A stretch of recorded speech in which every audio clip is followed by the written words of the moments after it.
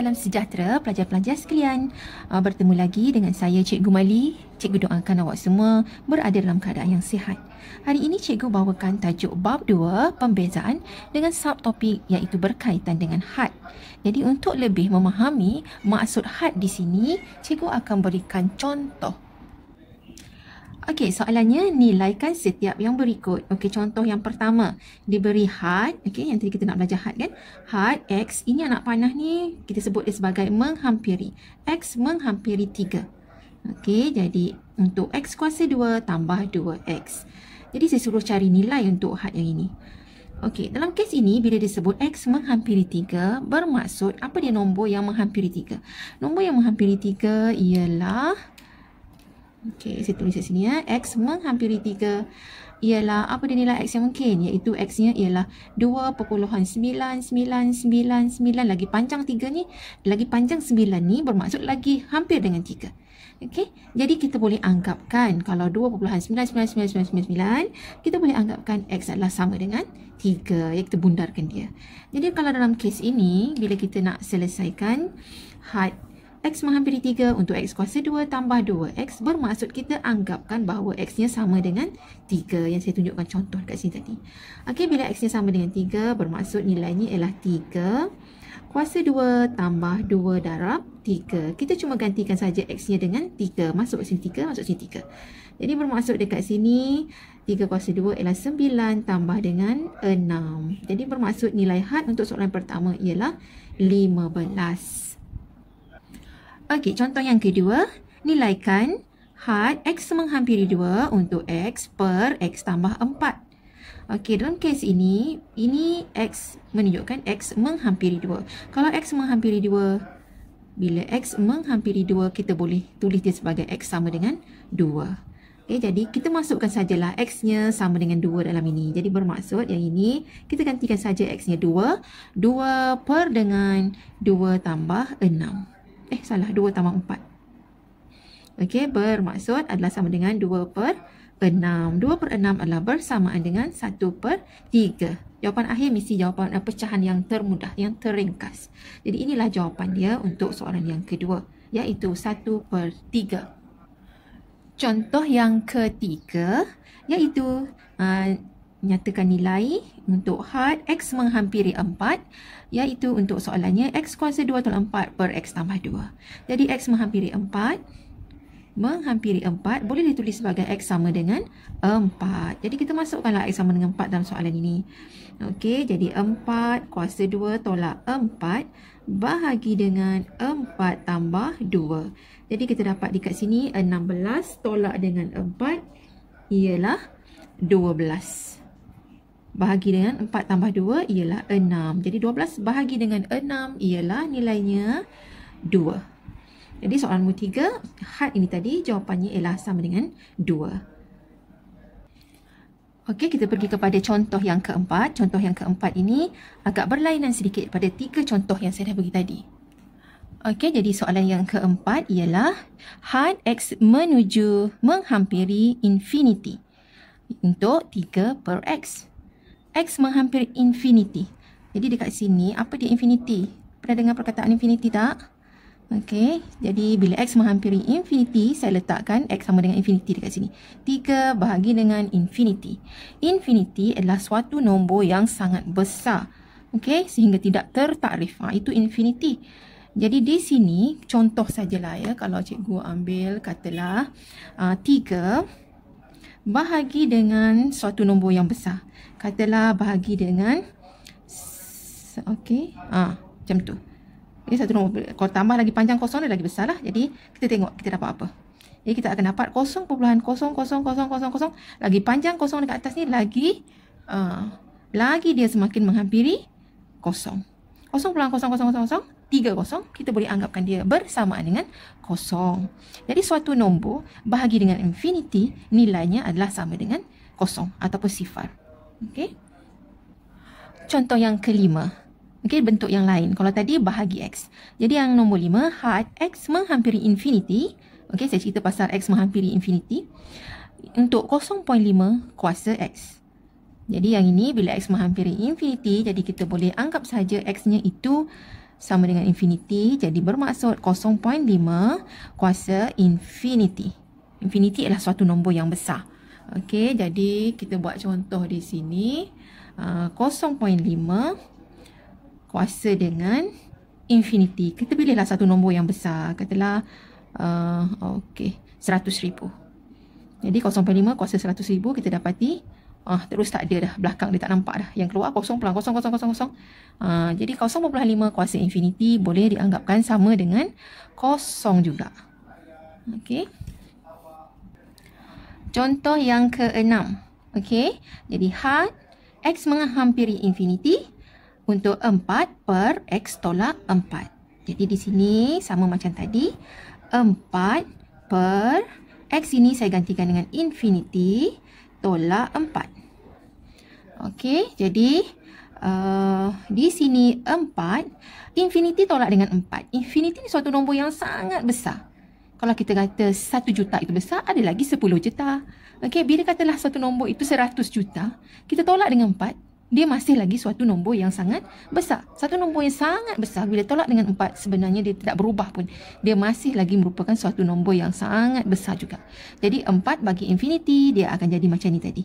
Bila suatu nombor yang besar, suatu nombor 4 bahagi dengan suatu nombor yang sangat besar. Tadi cikgu dah tunjukkan kat kalkulator kan, nilainya adalah bersamaan dengan 0. Menghampiri 0 dan boleh kita anggapkan dia sama dengan 0. Okey, untuk soalan yang ke-7, ya, iaitu diberi had. Di sini tak semestinya X. Yang tadi contoh semua saya tunjukkan X. Jadi dia boleh saja huruf yang lain. Jadi untuk soalan yang ke-7 ni saya letakkan N. Had N menuju infinity untuk 2N per N tambah 3. Okey, jadi di sini, cuba perhatikan dekat sini ya. N-nya menuju infinity. Kalau saya letak infinity di sini, 2 darab infinity bahagi dengan infinity tambah 3.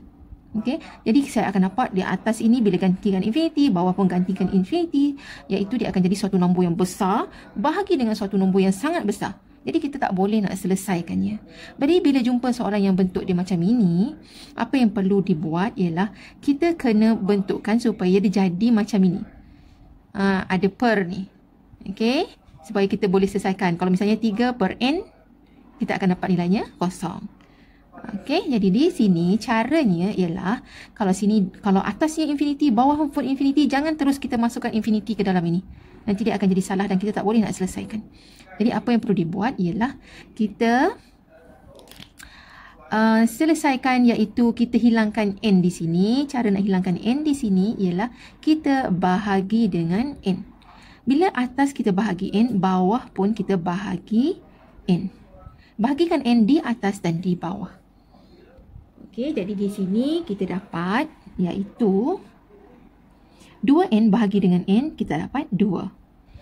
Okey, N bahagi dengan N ialah 1 tambah 3 bahagi dengan N ialah 3 per N. Dia akan dapat bentuk begini.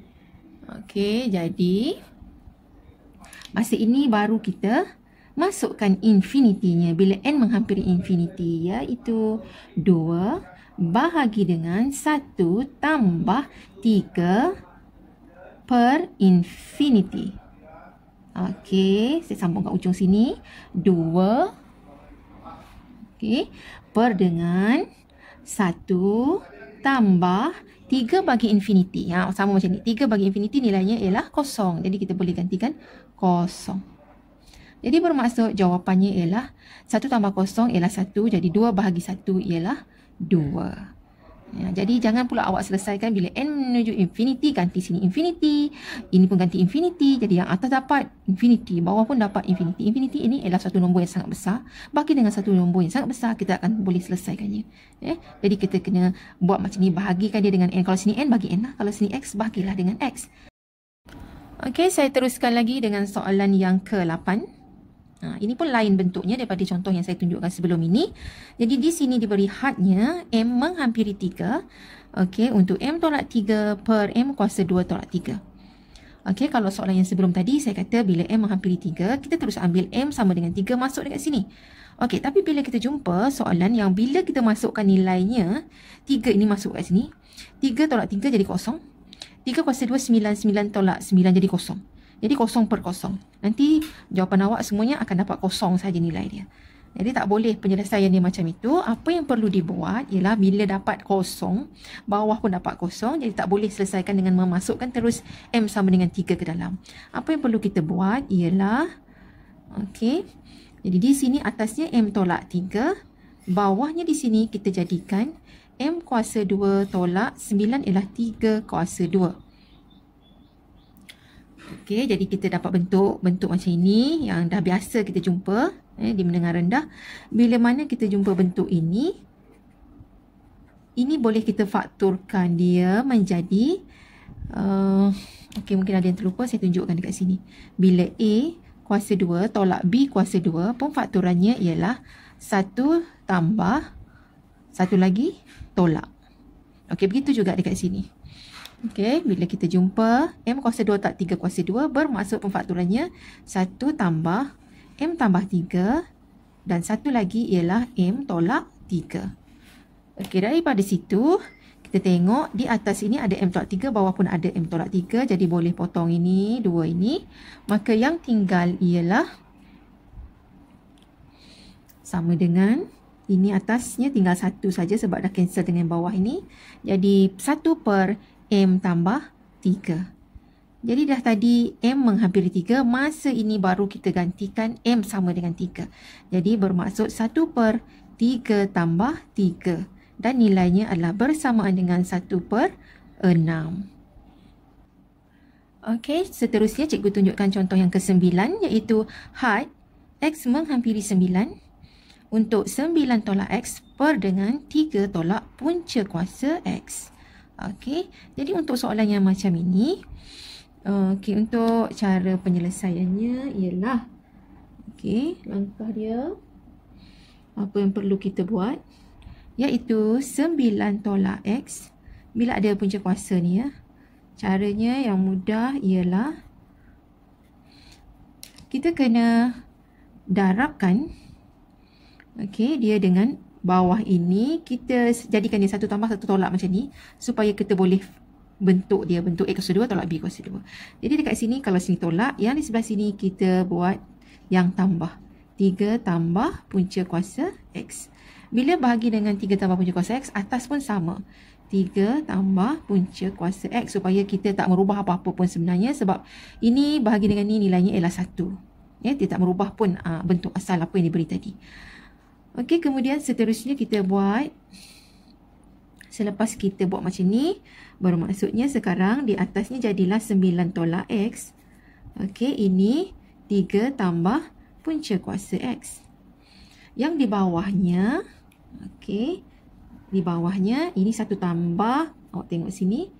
Okey, dia jadi bentuk sini, 1 tambah 1 lagi tolak. Bila kita buat bentuknya seperti di atas, A kuasa 2, maksud ni darab dengan ni. 3 darab dengan 3 ialah 9. Okey, kemudian tolak B dengan B, darabkan, dapat B kuasa 2. Jadi kalau dekat sini punca kuasa X darab dengan punca kuasa X. Okey, macam mana nak selesaikan ini? Ini darab dengan ni, punca kuasa X darab punca kuasa X boleh ditulis sebagai punca kuasa X kuasa 2. Dan punca kuasa X kuasa 2, punca kuasa adalah sama dengan kuasa setengah. Okey, lepas tu ada kuasa 2. Jadi ini boleh potong dengan ni, maka tinggallah X. Okey, jadi yang di bawahnya ini punca kuasa darab punca kuasa ini nilainya ialah dapat X. Okey, ini dah belajar sebenarnya dalam tajuk set. Okey, seterusnya ini sama dengan yang bawah, kita boleh potong. Jadi yang tinggal ialah 3 tambah punca kuasa X. Dan diberi tadi X-nya adalah menghampiri 9. Jadi saya masukkan dekat sini, iaitu 3 tambah punca kuasa 9. Dan ini bermakna 3 tambah punca kuasa 9 ialah 3. Dan nilai jawapannya ialah 6. Okey, seterusnya contoh yang ke-10. Okey, disuruh carikan nilai untuk had X menghampiri 3. bagi 3 tolak X per 2 tolak punca kuasa X tambah 1. Okay, kalau soalan macam ni, kalau kita gantikan terus X sama dengan 3 ke dalam ini, 3 tolak 3 jadi kosong. Ini menggantikan 3. 3 tambah 1 ialah 4. Punca kuasa 4 ialah 2. 2 tolak 2 pun kosong. Nanti dia akan jadi kosong per kosong. Okay, kalau soalan yang bentuknya atasnya kosong, bawah pun kosong, kita tak boleh nak selesaikan yang bentuk dengan menggantikannya terus nilai X sama dengan 3 ke dalam. Apa yang perlu kita buat ialah, okay, kita selesaikan menggunakan yang ini. Okay, A tambah B darab A tolak B, pemfakturannya akan jadi A kuasa 2 tolak B kuasa 2. Prinsip yang kita dah belajar sebelum ini. Yang ini kita akan gunakan dalam penyelesaian soalan nombor 10. Okay, jadi di sini 3 tolak X, okay, bahagi dengan 2 tolak punca kuasa X tambah 1. Okay, jadi yang ini kita perlu darabkan dia. Kita tengok dekat sini ada yang ada punca kuasa ni terutamanya. Yang ini tolak. Di sini kita buat darabkannya dengan yang tambahnya. 1 tolak, 1 tambah yang atas ni. Jadi ini 1 tolak, yang ini kita letak yang tambah. 2 tambah punca kuasa X tambah 1. Bila buat di bawah, benda yang sama juga di atas. 2 tambah punca kuasa X tambah 1. Okey, sekarang ni yang atas ini kita darabkan macam biasalah, iaitu 3 tolak X, buatkan kurungan, darab dengan yang ini, X tambah 1. Yang bawahnya ini, kita gunakan prinsip ini. Bila 1 tolak dan 1 tambah, A darab dengan A, jadi A kuasa 2. So, 2 darab dengan 2, jadi 4.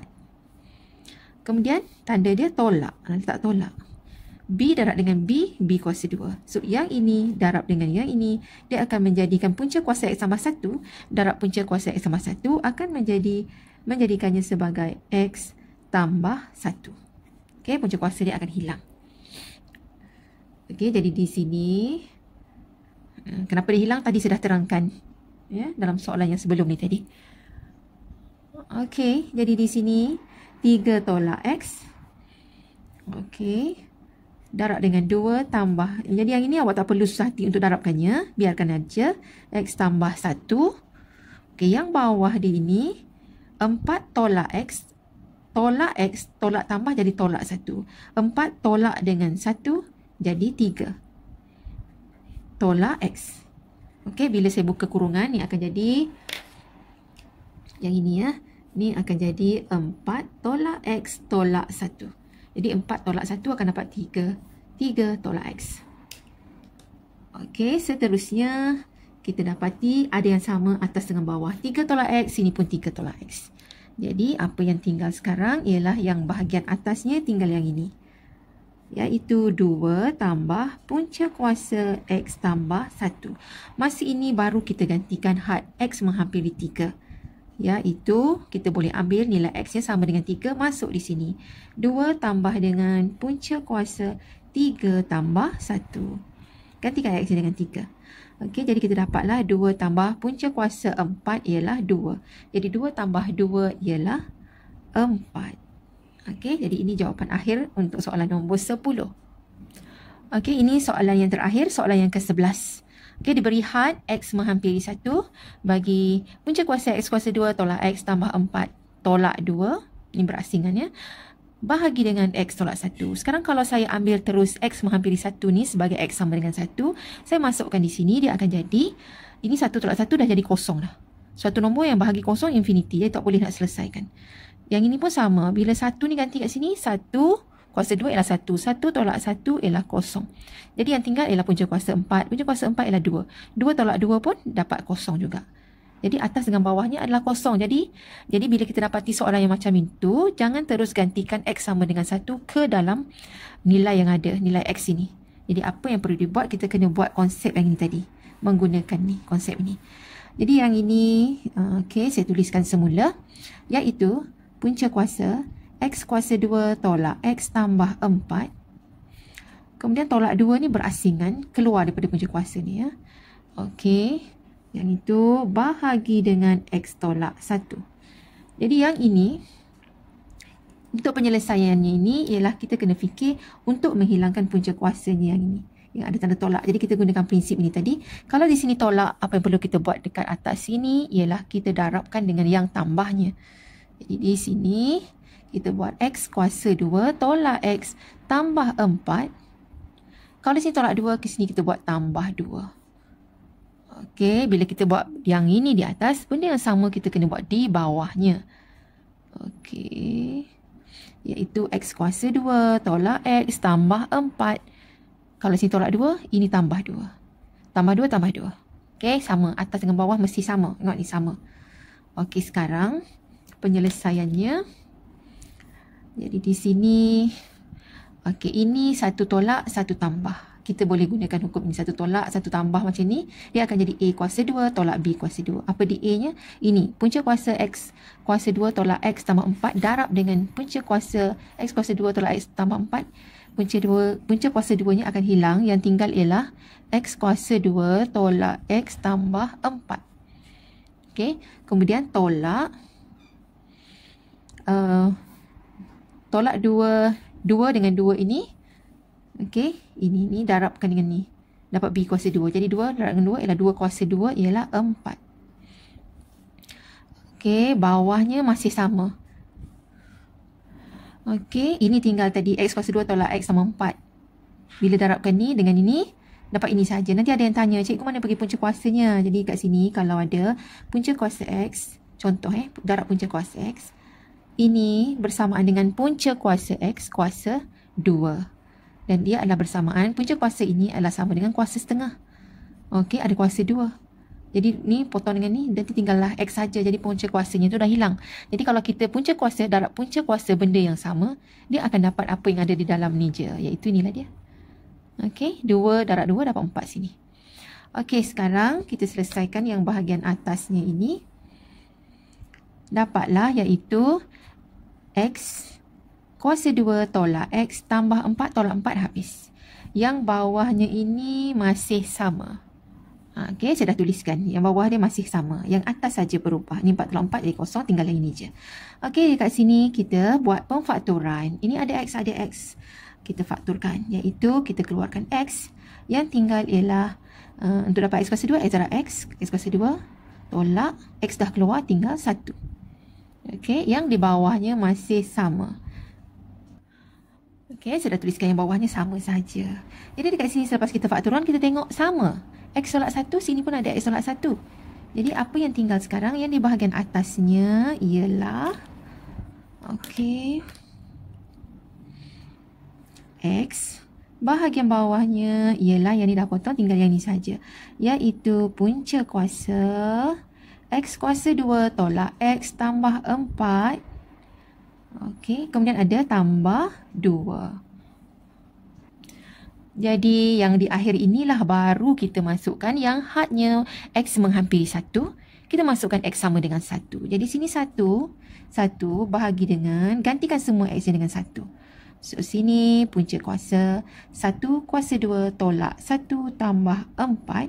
Hujungnya ada tambah 2. Okey, jadi kita dapat apa dekat sini? 1 bahagi dengan 1 kuasa 2 tolak 1 jadi kosong. Tinggal punca kuasa 4.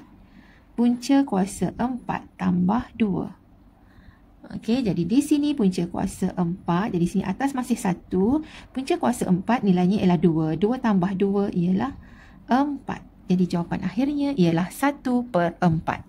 Okey, kami panjang lagi cara kerjanya.